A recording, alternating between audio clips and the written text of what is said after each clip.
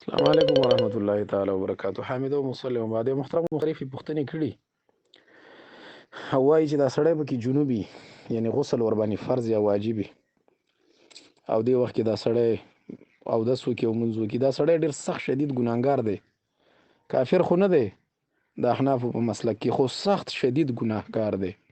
دا خو استخفاف بالصلات دی، دا کفر ته تقریبا سړی وباسي.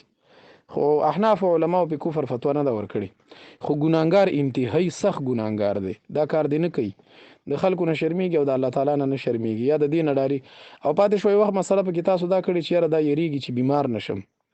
جناب محترمه صرف په بیمارېدلو باندې شریعت کې نشته، په دوه شیان دي شریعت کې، یا مرګ یا تلف د عضو چې یو اندام فلجیږي، یا فالج بیماری ور باندې راځي او یقیني وي تقریبا، او یا دا چې دا سړی مړ کیږي. نو دغه دوه صورتونو کې بیا دا سړی تیمم وهلی شي، بیا بالکل تیمم دی ووي او اودس دی وکړي او لمونځ دی وکړي. او که نه د دې نه علاوه کومه خبره صرف یخني وي او هسې به دی غونج غونج کیږي، نو شریعت بیا دې اجازت چاته نه ورکوي. شریعت کې خو به دغومره تکلیف سړی برداشت کوي.